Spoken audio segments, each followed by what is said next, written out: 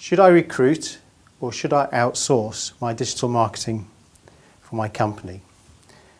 Having worked in digital marketing for over 6 years, this is a question that I'm asked every single week by many companies that have started up a business, have grown a business to a level whereby they now need to consider using an external agency, or they may be looking at recruitment options. Now, just before we actually have a look at outsourcing, with recruitment, just consider that the average salary for a good, and I mean not someone who's just come out of college and just read a few books on digital marketing, but someone who's got a good experience on digital marketing, average salary is around £30,000. Now, if you're going to recruit, you've also got to consider that you need to probably pay agency fees, or there's your time as well that you need to spend recruiting that person. So it could be anywhere from £35,000, significantly more than that as well. So can your business really afford to risk between £600 to £700 per week on digital marketing? So let's have a look at the pros and cons. Time. Have you considered how much time it will take, your own personal time and company time, to recruit someone? You've got to go through the process of creating the ads. What information do you put in those ads? You've then got people that are going to respond to those ads, and you've got to go through the mountain of CVs that you're going to get on your desk. And which CVs do you choose? Do you understand digital marketing enough to really to see the difference between a good person and someone who's probably just writing things on the CV that they don't really, that portrays them as knowing how to do SEO, but not really the right way? You've also then got to consider the actual recruitment process. So in an interview, now considering you're in the process of actually recruiting someone to do the digital marketing at a better level than yourself, they're likely to probably know significantly more about digital marketing than yourself. But how do you really know that they know that? How do you know how to test them? And how do you know that those questions, or the answers that they're going to give to your questions, are the right answers?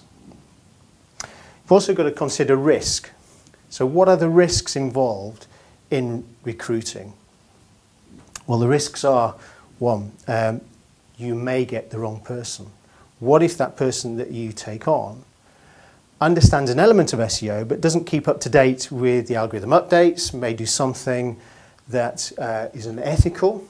Now, not only have you got the cost implication of their costs, you've also got the costs that you may have to work them out of the business, the fact that you've got to redo the work that they've undertaken because you've had negative influences in Google search, and you've also seen a drop in rankings, and now you've lost the revenue that you would have achieved through your website or the conversions. So there is an element of risk involved when you look at going through the recruitment.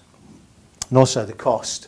We've already explored the cost options of salaries, your time, the lack of sales generated through the site if the performance is not as where you wanted it to be.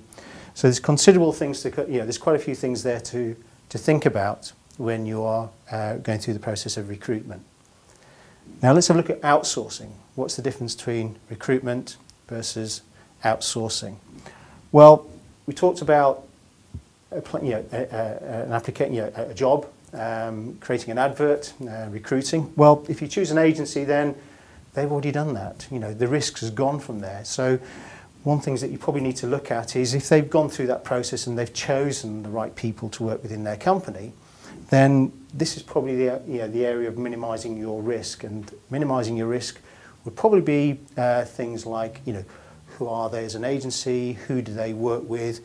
Think about your company as well. If you're in a small company and you want to grow and move to the next level, then let's have a look at what their expertise is. What brands do they work with, and all their experience that they can pass on to you that you can benefit from. And are they likely to be the agency that can move you to that next level? And as far as cost, when you weigh the difference between the cost of an agency and the cost of recruitment, you probably find that it's more cost effective to use or to outsource. It obviously depends on the agency that you use, and obviously cost-wise there could be any agencies that could be paying performance, pay next to nothing, all the way through to many thousands of pounds. So it's really a case of, what would you be happy to pay to an agency, or ultimately, minimising your risk and getting that return of investment. So there's quite a few things to consider when you're choosing between recruitment and doing it internally, and also outsourcing to an agency. So, hopefully I've given you a bit of food for thought there of things that you can think about when you're going through that process. I've been Andrew Curtis. If you'd like to discuss the pros and cons, or you'd like to explore the opportunities of using an agency or the difference between an agency and doing it internally, then give me a call, visit the Koozai website, and I look forward to speaking to you later.